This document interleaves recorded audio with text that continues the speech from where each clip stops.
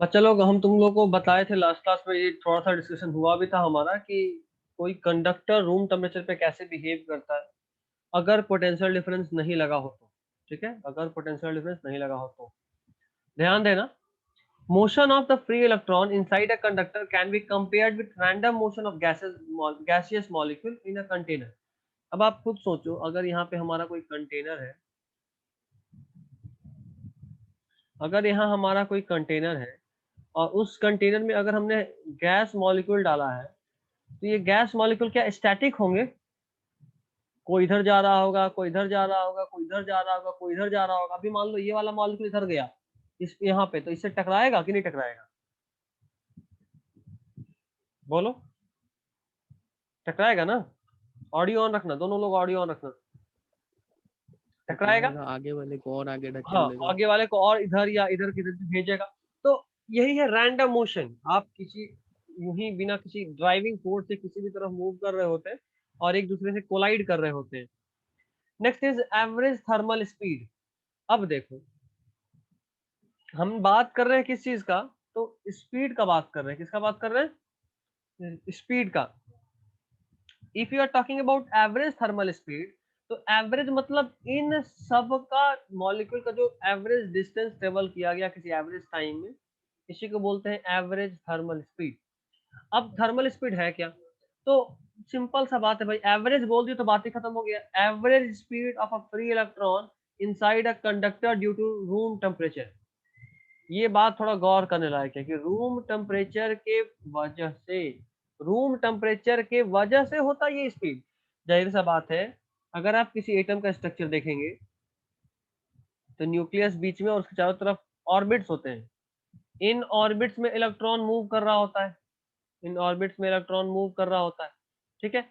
दिक्कत यहाँ है कि अगर आप इसको हीट करोगे, अगर आप इसको हीट करोगे थोड़ा सा भी, अगर आप इसको रूम टेम्परेचर प्रोवाइड करोगे, तो रूम टेम्परेचर पे ये इलेक्ट्रॉन एक्साइट होगा और इस ऑर्बिट से बाहर निकल जाएगा। अगर ये इलेक्ट्रॉन ऑर्बिट से बाहर निकल गया तो क्या होगा? सिंपली वो पैसिवली फ्लो करता रहेगा पूरे कंडक्टर में। फ्री यही मोशन होता है। होता है।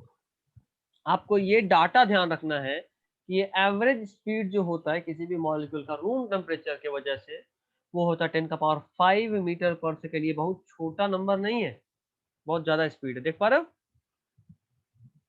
देख पा रहे हो? ठीक है ना, ये छोटा नंबर नहीं, बहुत ज्यादा स्पीड है। अब देखो, ये सारा बात तो ठीक है, हो गया। अब सोचने वाला बात ये है कि रैंडम मोशन की वजह से स्पीड तो होता है, रैंडम मोशन होने की वजह से स्पीड तो होता है, लेकिन लेकिन ओवरऑल ओवरऑल उनका वेलोसिटी जीरो होता है। वेलोसिटी क्या होता है? जीरो। और ऐसा इसलिए होता है क्योंकि अगर आप किसी कंटेनर में देखेंगे मॉलिक्यूल्स को, अगर आप किसी कंटेनर में मॉलिक्यूल्स को देखेंगे, तो आप बहुत भली भांति पाएंगे कि अगर एक मॉलिक्यूल इधर जा रहा है तो दूसरा इधर जाएगा। अब तुम मान लो, तुम बोलोगे सर ये इधर ही क्यों जाएगा? अच्छा ठीक है, ये नहीं जाएगा, ये वाला चला गया, कोई तो इधर जाएगा। लाखों करोड़ों मॉलिक्यूल में से कोई 10 ही, ऐसा थोड़ा ना कि वहां से 5 मॉलिक्यूल है तो कोई 5 डायरेक्शन में जा रहा होगा। यहाँ तो लाखों अगर करोड़ों। सब एक ही तरफ जाने लगा तो ये कंटेनर पॉसिबल नहीं हिलने है। लगेगा। ये पॉसिबल नहीं है, इसलिए पॉसिबल नहीं क्योंकि ये पैसिव मोशन है। ठीक है ना, अभी हम लोग बात की कि रैंडम मोशन है। रैंडम मोशन मतलब एक तरफ जा ही नहीं सकता। एक तरफ जाएगा तो उसको रैंडम थोड़ा ना बोलेंगे, फिर तो बोलेंगे कि ये फोर्स्ड मोशन है। हम लोग फोर्स कर रहे हैं। पोटेंशियल डिफरेंस लगाने के बाद यही तो होता है, बैटरी लगाने के बाद यही तो होता है कि आप एक तरफ ग्रेडियंट जनरेट कर दिए कि किधर भी मूव करे जाना तो एक ही तरफ है। That's it. ठीक है। अगर इसमें क्या होगा, अगर कंटेनर में जितना भी गैस मॉलिक्यूल है एक साइड अगर मूव करने लगे, हाँ, तो कंटेनर आगे एक बढ़ने तरफ लगेगा। डेंसिटी, एक तरफ इंटरनल फोर्स की वजह से कंटेनर कभी आगे बढ़ेगा? क्या बुद्धू ऐसा क्वेश्चन किए? अभी हम इस रूम में बैठे और इस दीवार को ठेलेंगे तो ये रूम आगे बढ़ जाएगा। तुम कार के अंदर बैठ के कार को ठेलोगे तो कार आगे बढ़ जाएगा। समझे बात? That will be counted in internal force और उसका कोई वर्क डन नहीं होगा। समझ रहे नहीं समझ रहे तुम? हम्म, हम्म। तो चूंकि रैंडम चूंकि रैंडम मोशन होता है तो average thermal velocity of free electron is zero. So no current flows through the conductor at room temperature. I don't think इसमें दिक्कत होना चाहिए। नहीं हो रहा है ना? रैंडम मोशन 0 हो जाता है, इसलिए कोई करंट फ्लो नहीं करेगा। करंट तो तभी फ्लो करेगा जब कुछ रैंडम मोशन हो। रैंडम मोशन नहीं मतलब करंट 0, दैट्स इट। ठीक है, ठीक है ना बच्चा लोग? जोया आवाज आ रहा है मेरा? ठीक है। बोलते रहा करो, अच्छा लगता है। नाउ द नेक्स्ट हेडिंग, ये हेडिंग है बच्चा लोग, ये हेडिंग है, behaviour of conductor on applying potential difference. अगर आप पोटेंशियल डिफरेंस अप्लाई कर देते हो तब क्या होता है? देखो इसी चीज को हम आपको एग्जांपल के थ्रू समझा रहे थे कि अगर आप पोटेंशियल डिफरेंस अप्लाई कर दिए, मतलब आप सिंपल सा एक काम ये किए हो कि अब तुमको मूव किधर भी करना है, अब तुमको मूव किधर भी करना है करो, लेकिन ओवरऑल मूवमेंट तुम्हारा एक डायरेक्शन में फिक्स होना चाहिए। बड़ा गंदा हो गया नहीं? मूव तेरे को किधर भी करना है करो, बट तेरा ओवरऑल मूवमेंट एक फिक्स डायरेक्शन में होना चाहिए। ये होता है मतलब पोटेंशियल ग्रेडियंट क्रिएट कर देने का। ठीक है, अब समझो जरा इस चीज को, फिर से बता रहा हूँ। मतलब इसमें करंट होगा। हाँ करंट होगा। अब जैसे मान लो ये मेरा नोटपैड है ऐसा, ठीक है? इस नोटपैड पे यहाँ पे बहुत सारा एटम्स होंगे जो आपस में रेसिस्ट करेंगे। अगर हम इस नोटपैड को से स्लाइड कर दें और यहाँ पे पानी गिराए मान लो, तो पानी मान लो इधर फैले इधर फैले इधर फैले, किधर भी जाए। जरूरी थोड़ा है कि यहाँ पे पानी गए तो एकदम सीधा जाएगा, सीधा होता है क्या? अक्सर नहीं होता। पानी कभी इधर जाता है, कभी इधर जाता है, कभी इधर जाता है, कभी इधर जाता है, मतलब रैंडम मूवमेंट होता है। लेकिन ओवरऑल किधर जा रहा होता है? ओवरऑल किधर जाता है बताओ? नीचे की तरफ। ओवरऑल किधर किधर जाता है? नीचे की तरफ। तो आप रैंडम मोशन किधर भी कर दो, बट ओवरऑल आप नीचे की तरफ ही जाओगे। And this is the main application of potential difference across a conductor at room temperature. कि अब अगर आपके पास ये कंडक्टर था, इधर पोटेंशियल कम होगा उधर ही ना जाएंगे। हाँ हम ड्रॉ करके दिखा रहा हूँ।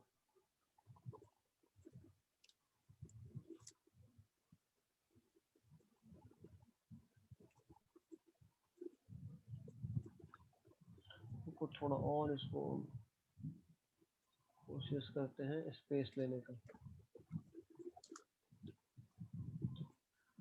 ठीक है, फिर से बताइए, हम कट हो गए थे। कोई दिक्कत नहीं, अभी हम कुछ बता ही नहीं। ये एक कंडक्टर है, ठीक है? ये एक पोटेंशियल डिफरेंस इधर प्लस इधर माइनस। जैसे ही आपने एक कंडक्टर पे पोटेंशियल डिफरेंस ऐड किया तो नॉर्मली पहले से इलेक्ट्रॉन रैंडमली मूव कर रहे थे, सही बात है, रैंडमली मूव कर रहे थे। लेकिन जैसे ही आपने यहाँ पे इस पोटेंशियल डिफरेंस को ऐड कर दिया, अब ये प्लस वाला इस सारे इलेक्ट्रॉन को अपनी तरफ अट्रैक्ट करेगा, करेगा? तो सारा इलेक्ट्रॉन यहाँ जमा हो करंट गया। उसके अपोजिट फ्लो कर जाएगा।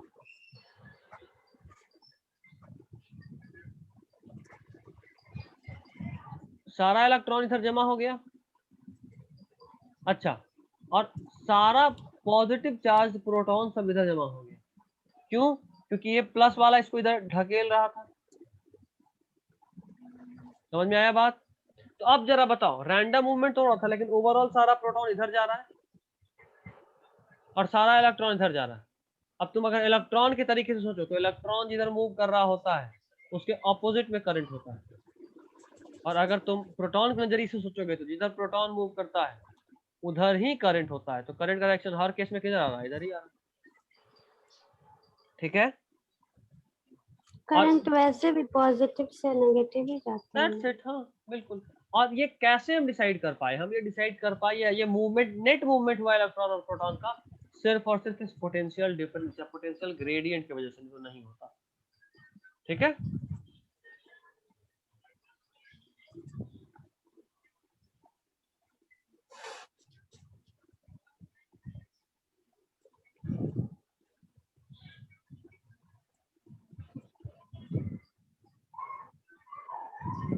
ये बात तो पता था, तो इसमें आप नया क्या बता रहे थे? कुछ भी नहीं, समझा रहे थे जो तुमको पता था भाई। ठीक है ना? चलो, तो ये भी चीज हो गया। अब हम लोग बात करते हैं अगले पॉइंट का।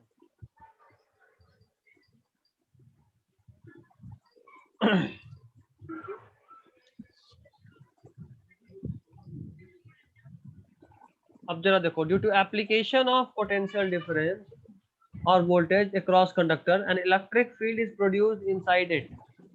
जाहिर सा बात है ना, कंडक्टर में अगर आपने एक पोटेंशियल डिफरेंस प्रोड्यूस किया तो एक ऐसा इलेक्ट्रिक फील्ड जनरेट हो गया होगा, और इसी इलेक्ट्रिक फील्ड के इन्फ्लुएंस में तो सारा पॉजिटिव यहाँ पहुंच गया और सारा नेगेटिव यहाँ पहुंच गया। ये अपने आप थोड़ा ना हुआ, वो इस इलेक्ट्रिक फील्ड के इन्फ्लुएंस में हुआ है। Next point, due to electric field free electrons experience force, due to electric field free electrons experience force in the direction opposite to electric field. जाहिर सा बात, तभी बात की, इलेक्ट्रॉन सारा जिधर इलेक्ट्रिक फील्ड था उसके अपोजिट में जमा हो गया। ठीक है। अच्छा, ड्यू टू दिस फोर्स, बात बताइए। हाँ बोलो, जल्दी बोलो, क्या बात बताना है? जो आप बोल रहे हैं यहाँ पे अरे ये क्या बता रहे हैं, कंडक्टर जो बीच में रख रहे हैं, वायर भी तो कंडक्टर ही है। हम वायर का ही बात कर रहे हैं ना। तो आप वायर से जोड़ को फिर मतलब बड़ा वायर क्यों दिखा रहे हैं उसे? हम वायर को बस मैग्नीफाई कर रहे हैं और कुछ नहीं कर रहे हैं। बीच में, हाँ साइड में, साइड में भी वही वायर है, जाहिर सा बात है, कंडक्टर है तभी तो फ्लो कर रहा है इलेक्ट्रॉन। ठीक है ना? मुझको लगा आप वायर से दौड़ा के फिर बीच में कोई नया कंडक्टर लगा। नहीं, सेम ही। अच्छा, अब खुद ही सोचो, अभी हम लोग जो बात किए कि अगर हम एक कंडक्टर के, बड़ा गंदा बन गया,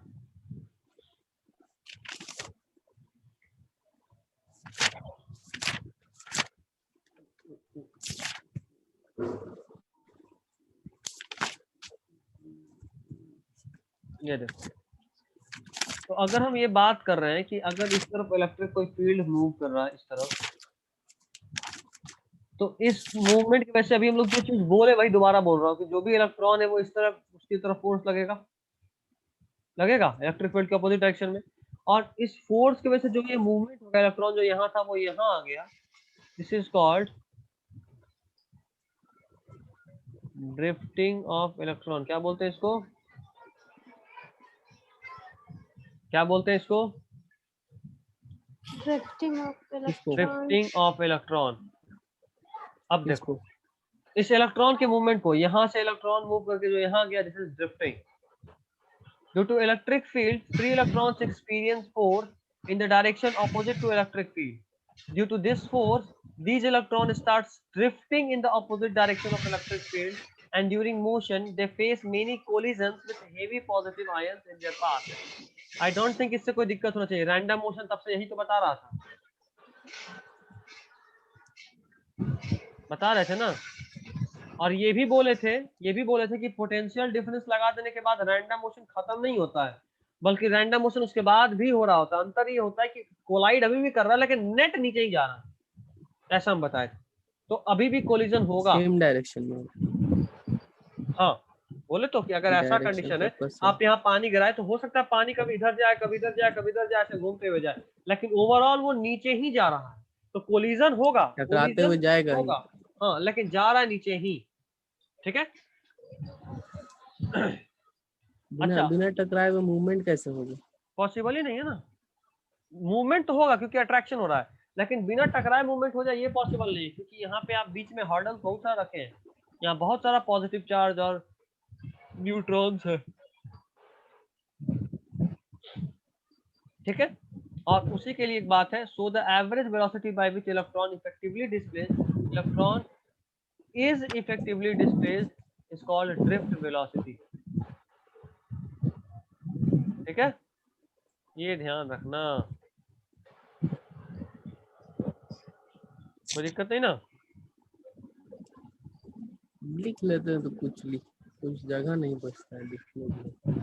साइड वाइड में थोड़ा थोड़ा कर लिया करो, कॉपी के ऊपर लिख लिया करो, थोड़ा सा स्पेस हमेशा छोड़ के चलना चाहिए।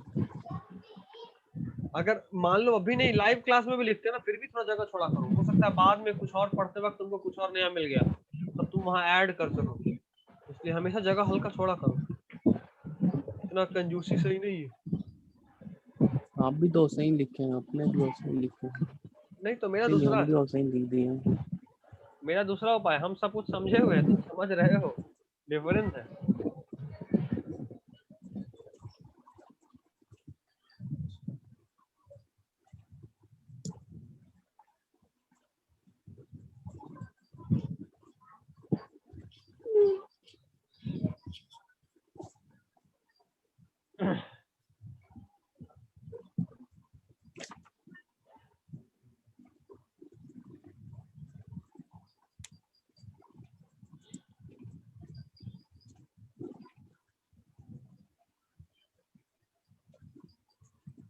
ठीक है, आगे बढ़ो।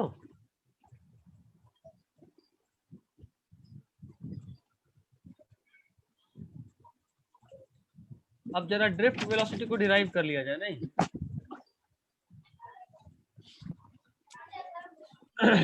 जैसे ही आप ड्रिफ्ट वेलोसिटी को, अरे यार ये कौन है?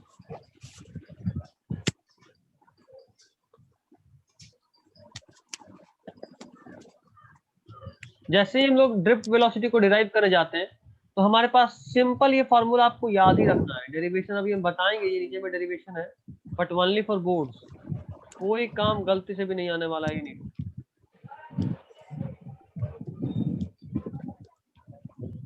फॉर्मूला पूछता है, फॉर्मूला और या क्वेश्चन आएगा तो फॉर्मूला पे ही पूछता है। E m by tau, e by m into tau, e tau by m हम ऐसे याद करते थे, e tau by m. Charge of electron, electric field, mass, और टाउ मतलब रिलैक्सेशन टाइम। रिलैक्सेशन टाइम को जरा फील करो, रिलैक्सेशन टाइम को जरा फील करो। देखो एक इलेक्ट्रॉन यहाँ से निकला, यहाँ से निकलने के बाद इस इलेक्ट्रॉन से जाकर टकराया, और उसके बाद फिर यहाँ से वापस टकराने के बाद फिर कहीं मुड़ा, यहाँ फिर से आके टकराया। तो एक कोलिजन यहाँ हुआ और दूसरा कोलिजन यहाँ हुआ। इन दो कोलिजन के बीच का जो टाइम गैप था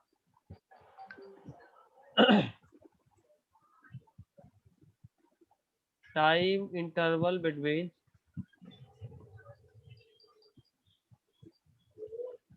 टू कोलिजन,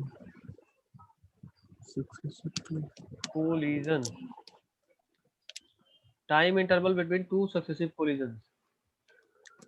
ये बस ध्यान रखोगे तुम्हारा काम हो जाएगा। दो सक्सेसिव कोलिजन के बीच का जो टाइम इंटरवल होता है that is called relaxation time. समझ गए? अभी देखो जरा, अब इक्वेशन रिलैक्सेशन टाइम, हाँ तब उसको रिलैक्सेशन टाइम रुका होगा कहीं पे?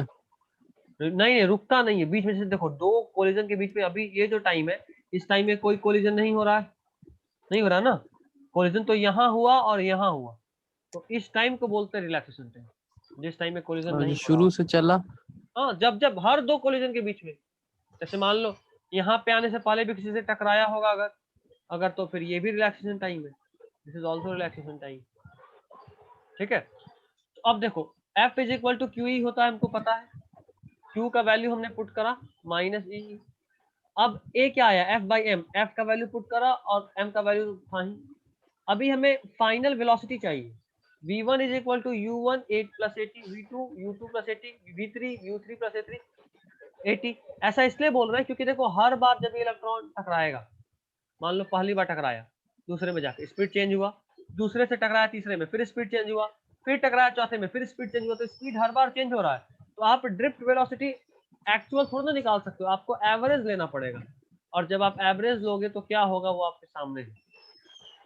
क्या होगा, यू एवरेज, इन सब का एवरेज लोगे तो आएगा यू एवरेज, और ये ए टी को हम लोग लिख लिए, ए टी कॉमन ही है क्योंकि सेम है तो कॉमन निकाल लिए। अब देखो यू एवरेज 0 होता है, ये कैसे पता हमको, अभी अभी हम लोग लास्ट पेज में पढ़े थे कि इंडिविजुअल तो वेलोसिटी होता है, बट जब आप एवरेज वेलोसिटी सबका फाइंड करते तो वो 0 होता है, क्योंकि रैंडम मोशन में कोई ना कोई किसी न किसी के ऑपोजिट डायरेक्शन में होता ही है। ठीक है, तो यहाँ से वी एवरेज का वैल्यू क्या आया, उसे को हम लोग बोल रहे हैं वी ड्रिफ्ट। क्या आया, ए का वैल्यू पुट करो यहाँ से, और ये टाउ तो पहले से था, आ गया minus E M into tau. और ये बहुत इंपॉर्टेंट है, बार बार बोल रहा हूँ, डेरिवेशन। एवरेज दो इलेक्ट्रॉन के बीच, टाउ टी कहाँ गया फिर? इस टी का एवरेज ही टाउ है।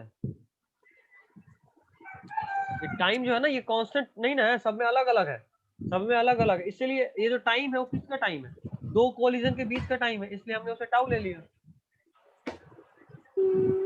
ठीक है, तो दो ही कोलिजन करना स्पीड लेना चाहिए, तो टाइम लेते हैं।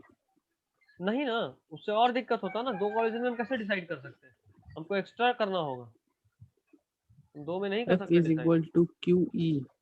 हाँ फोर्स, देखो देखो आराम से देखो, कोई दिक्कत नहीं, पूरा देखो, जहाँ दिक्कत हुआ बोलो। फिर से बताइए तो F is equal to QE कैसे लिखें? किसी भी इलेक्ट्रॉन पे जो फोर्स लगता है वो charge of electron into electric field लगता है। ठीक है, चार्ज ऑफ इलेक्ट्रॉन में पता है इलेक्ट्रॉन का चार्ज कितना होता है, और ई को हमने ई छोड़ दिया। अब Q हम is लोग equal to NE ना होता है। Q is equal to n ही होता है ना, लेकिन हमको n नंबर ऑफ इलेक्ट्रॉन एक पता है। क्यों? क्योंकि हम एक इलेक्ट्रॉन का वेलोसिटी निकाल रहे हैं, ड्रिफ्ट वेलोसिटी, एक इलेक्ट्रॉन का वेलोसिटी।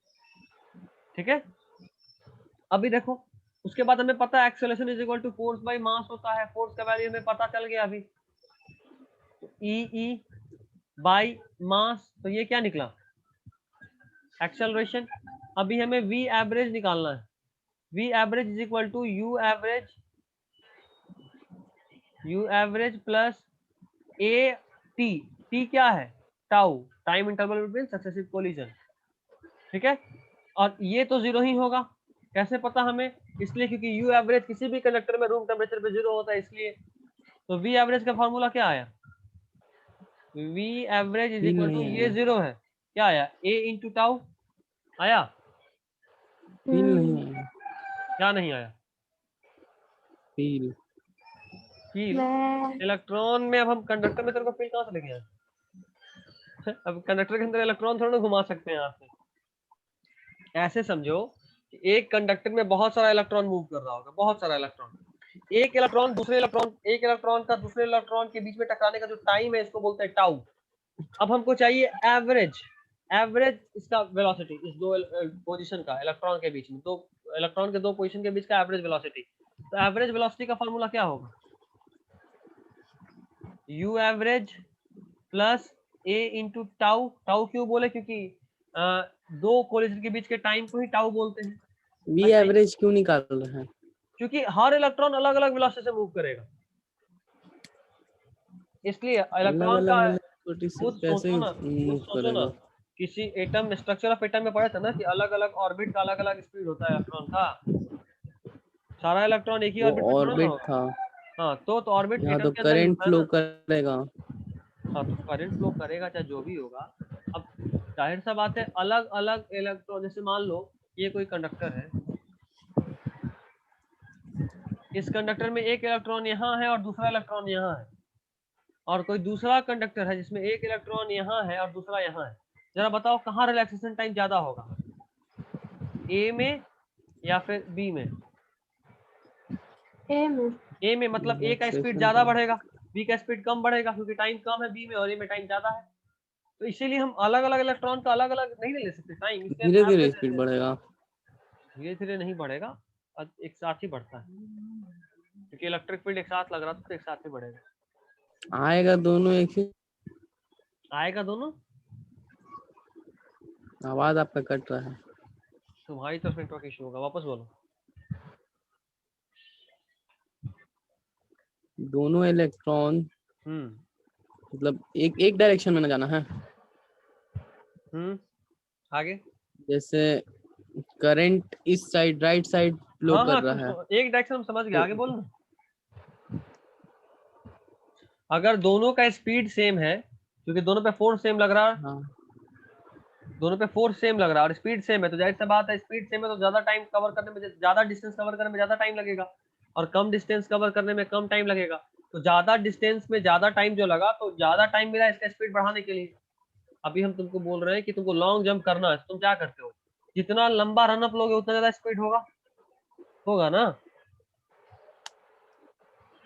होगा कि नहीं होगा? तो यहाँ डिस्टेंस ज्यादा, तो जाहिर सी बात है स्पीड भी ज्यादा बढ़ जाएगा, इसीलिए लिए वी एवरेज, क्योंकि सबका इलेक्ट्रॉन का स्पीड अलग अलग है। अब देखो यू एवरेज तो जीरो होता है, और ए इंटू टाउ, टाउ क्या है, टाइम का एवरेज, रिलैक्सेशन टाइम। अभी वी एवरेज क्या आ गया, सीधा सीधा वी एवरेज आया हमारा ए टाउ, ए का वैल्यू अभी हम लोग निकाले हैं, पुट करो E/m। E/m और ये टाउ टू टाउ आ गया आंसर। याद ही करना पड़ेगा ना, हाँ दैट्स इट, याद ही करना है। बहुत कील वाला boring कोई था हिसाब फिर। नहीं है। हम समझाने से पहले बोल दिए याद करना है, बहुत इजी भी है क्योंकि 10 से पढ़ रहे हो। कहाँ अभी तक 10 ठीक से है? 10 से सब 10 में ही सब पढ़े थे। 10 में करंट पढ़े थे ना। लेकिन 12 का फिजिक्स बहुत बकवास। कोई बात नहीं, अगला देखो। ड्रिफ्ट वेलोसिटी इज वेरी कोई लो बात ऑर्डर। नहीं, क्या कोई नॉर्मल बात वेलोसिटी का स्पीड बहुत ज्यादा था बट इसका बहुत कम है। देखो 10 का पावर -4, देख रहे हो? इस बात को हमेशा ध्यान रखना, ये माइनस है बट वहाँ क्या था 10 का पावर 5? हाँ प्लस में ज्यादा था बट वो इलेक्ट्रिकल था क्या, एप्लियंस क्या एवरेज नॉर्मल स्पीड? नॉर्मल हाँ non average speed without potential difference, ये ड्रिफ्ट वेलोसिटी और यहाँ पोटेंशियल डिफरेंस है। बिना पोटेंशियल डिफरेंस के ये कुछ ई कहाँ से आवाज आ आया? रहा है। पहचान, म्यूट करो। बिना पोटेंशियल डिफरेंस के ये होगा कैसे? इलेक्ट्रिक फील्ड जनरेट कैसे होगा? इसके लिए तो पोटेंशियल डिफरेंस चाहिए ही ना। आगे, इतना कम कैसे हो गया एक बार में? अरे तुम बहुत तेजी में दौड़ रहे हो और अचानक से हम तुमको एकदम दिवाली खड़ा कर दी तो स्पीड नहीं रुक जाएगा? रुकना ही है।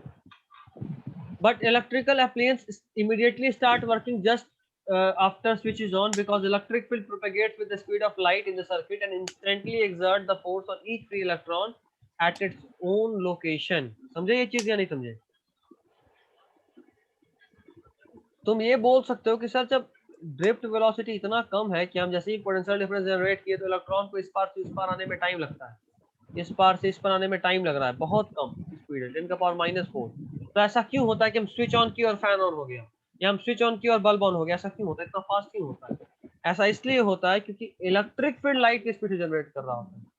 इलेक्ट्रिक फील्ड कैसे किसकी स्पीड से मूव कर रहा होता है? फिर से बताइए तो, क्या बोले? स्विच ऑन किए इतना जल्दी? क्वेश्चन इज कि हम जैसे ही स्विच ऑन करते हैं बल्ब तुरंत ऑन हो जाता है। हाँ, अगर इलेक्ट्रॉन का स्पीड इतना कम है तो बल्ब तुरंत ऑन क्यों होता, कैसे होता?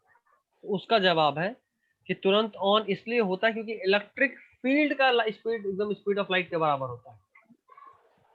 ठीक है? और इलेक्ट्रिक फील्ड का, हाँ इलेक्ट्रिक फील्ड का, इलेक्ट्रिक फील्ड इंटेंसिटी जो इलेक्ट्रिक है वो, फील्ड के कारण वो। हाँ इलेक्ट्रिक फील्ड के कारण। खुद सोचो इलेक्ट्रिक फील्ड के कारण क्या होता है, ये बता।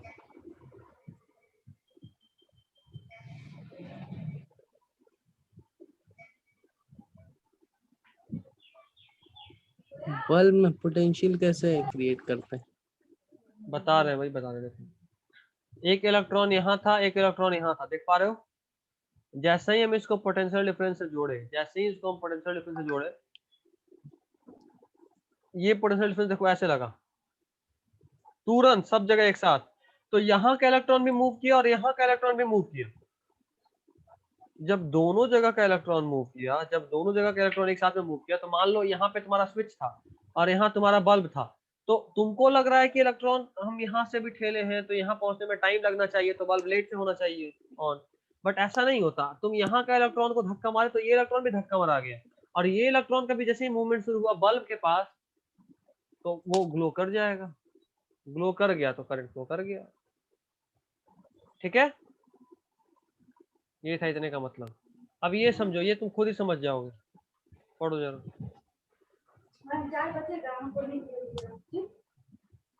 पढ़ो जल्दी।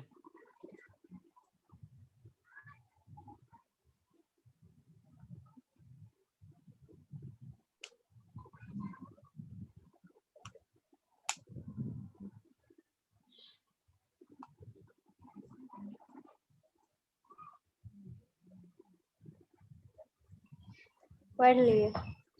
दिक्कत है तो बोलो।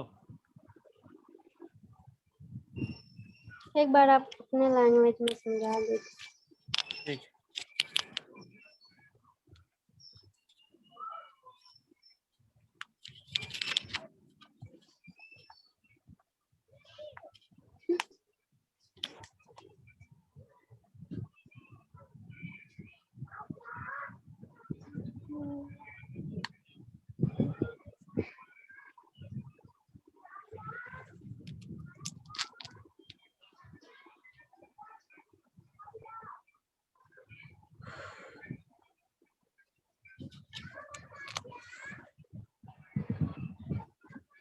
चलो बल्ब में हम्म जो मतलब स्विच से जो वायरिंग होता है डायरेक्ट यहाँ स्विच से यहाँ दो कनेक्शन रहता है, एक पॉजिटिव इधर से लेके जाता है लेकिन नेगेटिव वाला उधर से लेके आता है ना।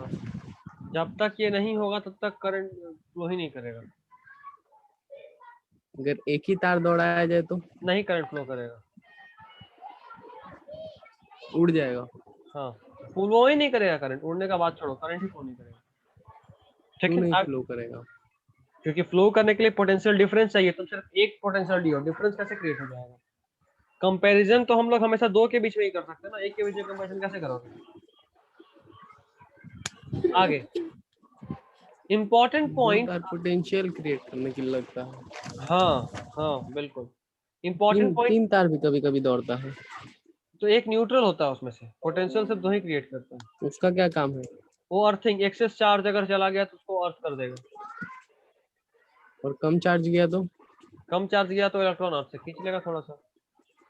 ये थोड़ा सा अंतर को पूरा करता है, ज्यादा नहीं, बहुत थोड़ा सा माइनर। कम चार्ज गया तो वो दे देगा। एक्चुअली उससे कोई खास फर्क नहीं पड़ता, सिर्फ एक्सेस चार्ज को वो अर्थ तक पहुंचाता है। कम चार्ज रहा तो कोशिश जरूर करता है वो अर्थ से खींचेगा, क्योंकि पोटेंशियल डिफरेंस क्रिएट हो जाता है, लेकिन उससे कोई फर्क नहीं पड़ता। अब देखो, all free electrons move with drift velocity, ये बात समझ में आना चाहिए। हर फ्री इलेक्ट्रॉन किससे मूव करता है? ड्रिफ्ट वेलोसिटी से। अगला point, there is no accumulation of charge in current carrying conductor, charge कहीं जमा नहीं होता।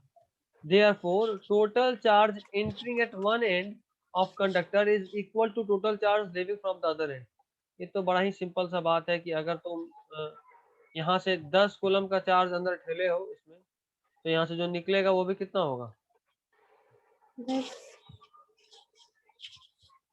10 कूलम। ठीक है, next, current carrying conductor is electrically neutral. Conductor तो हमेशा ही न्यूट्रल होता है, कोई नया बात थोड़ा ना। Conductor is always neutral. ठीक है, ठीक है, फिर से बताइए। फोन आ गया था। फोन आ गया तो हम कुछ नहीं कर सकते तेरा। ये देखो, फोन भी अब यहीं एक तक तो भेजे ऑनलाइन थे। हो रहा है ऊपर से। अब कुछ नहीं, तेरा डेली का नौटंकी है। अरे बताइए ना, बताइए। न न न, ये देखो, ये एक वोल्टेज तो है, उसमें मेरा गलती थोड़ी ना है। तो वो काट देना था। एक तरफ V1 फोन पोटेंशियल, वाले का अरे गलती है। काटेंगे तो फिर बार बार फोन करेगा, कोई भी है। देख वही बता रहे हैं, उसी को समझा रहे हैं। देखो, ये करंट वोल्टेज है, इस तरफ V1 पोटेंशियल, इस तरफ V2 पोटेंशियल, देख पा रहे हो? अंदर में इलेक्ट्रिक फील्ड जीरो है। कैसे पता ये बात? कंडक्टर के अंदर में 0 ऐसे भी है। Electric field zero, sorry not equal to zero, ये भी उल्टा ही बोल दिया। नॉर्मली होता ना इलेक्ट्रिक फील्ड, ये चार्ज थोड़े ना, ये तो करंट हम निकाल रहे हैं। यहाँ अंदर में जनरेट होगा बाबू, नॉन जीरो अंदर में जनरेट होगा, क्योंकि आप पोटेंशियल डिफरेंस लगाए हो। हमको वो वाला याद आ गया, इलेक्ट्रोस्टैट्स वाला, वहाँ बोलेंगे। ठीक है, यहाँ पोटेंशियल डिफरेंस लगाया हो तो यहाँ तो होगा, तो अंदर में नॉन जीरो, तो अंदर में इलेक्ट्रॉन मूव करेगा। और अगर V1 ग्रेटर देन V2 है, तो जो पोटेंशियल डिफरेंस का फॉर्मूला आता है वो होता है E, जो अंदर में है, अंदर में जो E है, इनटू डिस्टेंस। और ये नॉर्मल फॉर्मूला है, delta V equal to E into L, ये नॉर्मल फॉर्मूला है। ईडी। नॉर्मल है क्या फॉर्मूला। ये? एक कैपेसिटर में अगर ये डिस्टेंस दी है और अंदर का इलेक्ट्रिक फील्ड ई है, एक कैपेसिटर का अंदर में इलेक्ट्रिक फील्ड ई है, तो क्या होता है? इधर होता है क्या कि जो अंदर में इलेक्ट्रिक फील्ड है उसका फॉर्मूला क्या है? Potential difference delta V is equal to E into D होता है। आवाज नहीं आ रही। ये पढ़े थे क्या? आवाज नहीं आ रही। आवाज नहीं आया। किसी को नहीं आ रहा है? तुमको भी नहीं आ रहा है जोया? अब आया, बीच में रुक गया था, कट गया था। Network issue. खैर कोई नहीं, अब रहने दो, ये 1 मिनट बचा ही है, इस सेशन को एंड करते हैं। बायोलॉजी में मिलते हैं, अगला दिन इसको समझा देंगे। लेकिन अगला दिन पूरा लिख के रखना, हम आगे का नोट भी भेज देंगे कल तक। लिखेंगे, ठीक, मोबिलिटी तक लिखेंगे। कंप्लीट कर लेना, हम आगे का नोट भी भेज देंगे कल तक। चलो, अब बायोलॉजी में जुड़ेंगे 4 बजे से। इसमें मजा नहीं आ रहा है। कोई बात नहीं, बट करना तो यही है, कोई ऑप्शन नहीं हमारे पास।